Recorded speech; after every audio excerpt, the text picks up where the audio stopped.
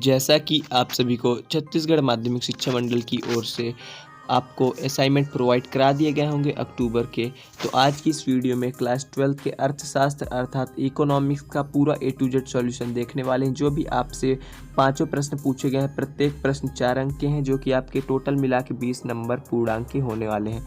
तो पूरा A to Z solution देखने वाले हैं अच्छे से, ठीक है। आप लोग इस वीडियो को लास्ट तक देखते रहिएगा। वीडियो पसंद आएगी तो लाइक जरूर कर दीजिएगा और शेयर कर दीजिएगा। और इसके पहले हमने इंग्लिश, हिंदी और भी सब्जेक्ट का सॉल्यूशन प्रोवाइड करा दिया है, तो आप एक बार ज़रूर चैनल चेकआउट कर लीजिएगा। चलिए इस वीडियो को शुरू करते हैं। देखिए, आपसे प्रश्न क्रमांक 1 में यहाँ पास कहा जा रहा है, एकाधिकार की परिभाषा दीजिए, यह कैसे एकाधिकारिक प्रतियोगिता से भिन्न है। देखिए, सबसे पहले तो आपको एकाधिकार की परिभाषा देना है और उसके बाद एकाधिकार और एकाधिकारिक प्रतियोगिता में अंतर लिखना है। कुल मिला के ये प्रश्न पूछा गया, ठीक है। तो चलिए इसका अच्छे से बता देते हैं। सबसे पहले देखिए, आपको एकाधिकार की परिभाषा के लिए इतना स्क्रीनशॉट ले लेना, ठीक है, पूरा ले लेना। देखिए, आप यहाँ तक भी लिख सकते हैं, मात्र यहाँ तक लिख सकते हैं एकाधिकार कहते हैं, और बाकी यदि आप इतना लिख देंगे तो ज़्यादा अच्छा रहेगा, ठीक है। देख के ही तो लिखना है, तो आप इतना पूरा लिख दीजिएगा, ठीक है। ये एकाधिकार की परिभाषा हो गई। फिर आपसे देखिए यहाँ पास एकाधिकार और एकाधिकारी प्रतियोगिता में अंतर पूछा गया रहा, ठीक है, कैसे दोनों अलग है एक दूसरे से। तो देखिए, सबसे पहले आप ये हेडिंग डाल लीजिएगा, ठीक है, कॉलम बना लीजिएगा। तुलना के आधार एक तरफ, फिर एक तरफ एकाधिकार, फिर एक तरफ एकाधिकार प्रतियोगिता, और सबसे पहले पॉइंट का आप यहाँ पास ले लीजिए स्क्रीनशॉट, ठीक है। ये सबसे पहला पॉइंट का स्क्रीनशॉट है। हम किसकी बात कर रहे हैं, ये इसकी बात कर रहे हैं। ये पहला अंतर हो जाएगा, ठीक है, ये पहला अंतर हो जाएगा। फिर यहाँ पास आपको दूसरा, तीसरा और चौथा अंतर दिख रहा होगा, ठीक है। ये दूसरा, तीसरा और चौथा अंतर हो जाएगा। देखिए, दिखा देते हैं ये, ठीक है, ये दूसरा, तीसरा और चौथा अंतर हो जाएगा। आप इसको ऐसे दूसरा, इसको तीसरा और इसको चौथा अंतर डाल दीजिएगा, ठीक है। बस आपको 4 अंतर ही लिखना है, तो ये 4 अंतर। और यदि आपको इनमें से कुछ पसंद आता है, ये दोनों में से, तो आप ये दोनों को भी कोई भी 5 या 6 पॉइंट डाल के लिख सकते हैं, या फिर इन्हीं 2 को लिख दीजिए और इनमें से कोई 2 को छोड़ दीजिए, ठीक है। आपके सामने इतने सारे अंतर हमने आपको बता दिए। आपको सबसे पहले हेडिंग डालना है, तुलना के लिए आधार, फिर एकाधिकार, फिर एकाधिकार 8 400 400 400। जी हाँ, इस नंबर को याद कर लीजिए, क्योंकि आपका कोई भी सवाल हो, चाहे मैथ, फिजिक्स, केमिस्ट्री, बायोलॉजी का, आपको उसका वीडियो सॉल्यूशन आपके नंबर पे मिलने वाला। बस अपने मोबाइल में डाउट नट का 8 400 400 वाला नंबर सेव कर और चैट ओपन कर लीजिए। फिर जो भी आपका डाउट हो या फिर सवाल हो, उसका फ़ोटो खींच लीजिए यहाँ पास और फिर उसे क्रॉप कीजिए। आपको 5 सेकंड में उसका वीडियो सॉल्यूशन मिल जाएगा। क्लास 6 से 12, IIT, नीट, CBSE बोर्ड या और किसी बोर्ड के लिए, सभी के लिए है। तो देर किस बात की, अभी जाइए और 8 400 400 नंबर पे अपने सभी डाउट क्लियर करके उन डाउट को आउट करिए। लिंक डिस्क्रिप्शन में है।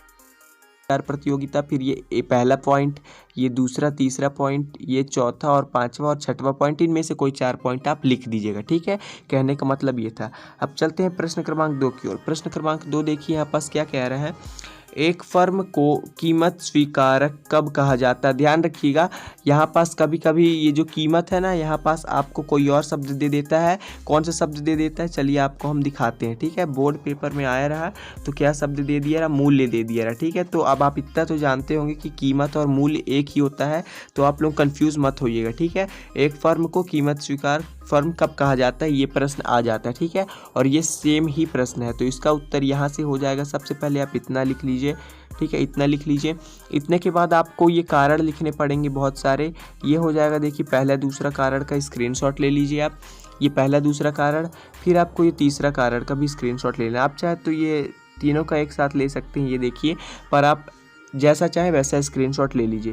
तो ये आपका हो जाएगा प्रश्न क्रमांक 2 का उत्तर, ठीक है।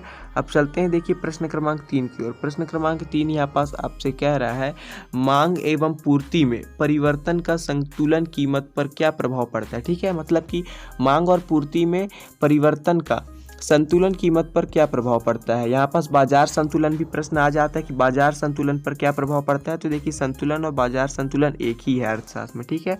तो यहाँ पास देखिए, ये आपका उत्तर हो जाएगा। सबसे पहले आपको हेडिंग डाल लेना है, मांग एवं पूर्ति में परिवर्तन का बाजार संतुलन पर असर, या फिर सिर्फ संतुलन पर असर। देखिए, हम बता ही चुके हैं बाजार संतुलन और संतुलन एक ही है, ठीक है।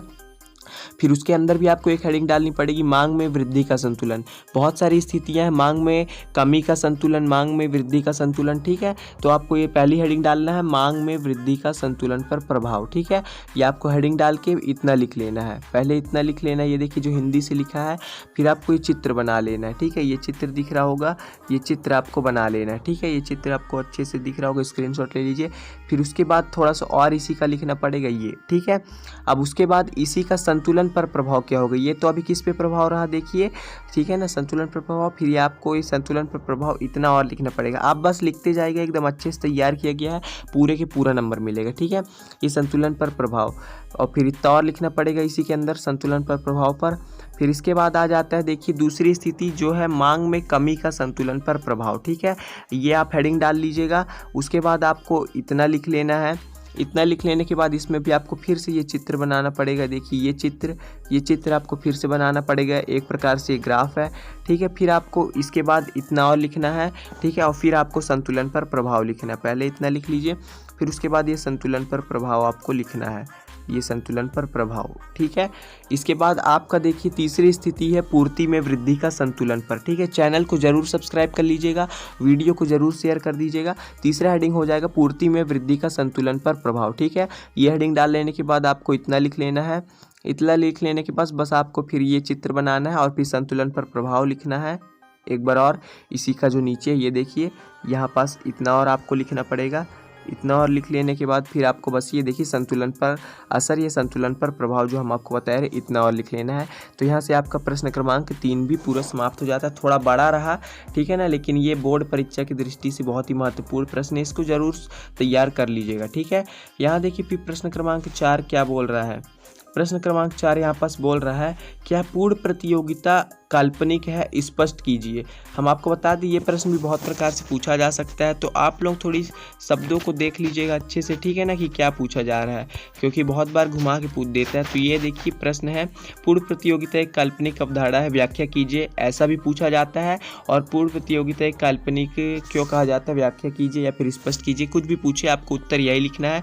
सबसे पहले आप इतने का स्क्रीनशॉट ले लीजिए, ठीक है। इतने का आप स्क्रीनशॉट ले लीजिएगा। इतने के बाद फिर थोड़ा सा बचता है इतने का और स्क्रीनशॉट ले लीजिए। तो आपका ये पूरा उत्तर हो जाएगा। प्रश्न क्रमांक 4 का 2 पैराग्राफ में आपको लिख लेना है, ठीक है। पहले पैराग्राफ में आपको इतना लिख लेना है और दूसरे पैराग्राफ में आपको इतना लिख लेना है। तो ये आपके प्रश्न क्रमांक 4 का उत्तर हो गया। अब चलते हैं प्रश्न क्रमांक 5 की ओर। प्रश्न क्रमांक देखिए आपसे 5 क्या कह रहा है।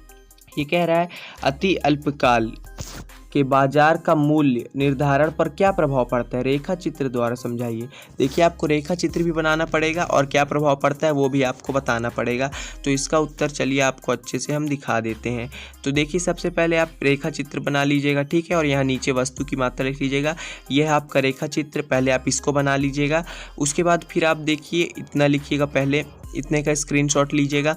इतने का स्क्रीनशॉट ले लेने के बाद बस आपको फिर ये जो चित्र में आप किए हैं उसको स्पष्टीकरण कर देना है। ये हो जाएगा आपका स्पष्टीकरण। तो यहाँ से आपका प्रश्न क्रमांक 5 भी समाप्त हो जाता है, ग्राफ सहित, और जो भी आपको बोला गया है एकदम अच्छे से आपको बता दिया गया है। तो इस वीडियो के बारे में आपका क्या कहना आप कमेंट सेक्शन में बता सकते हैं। पसंद आई होगी तो लाइक कर दीजिएगा, चैनल को सब्सक्राइब कर लीजिएगा। मिलता है अगली वीडियो में, तब तक के लिए जय हिंद।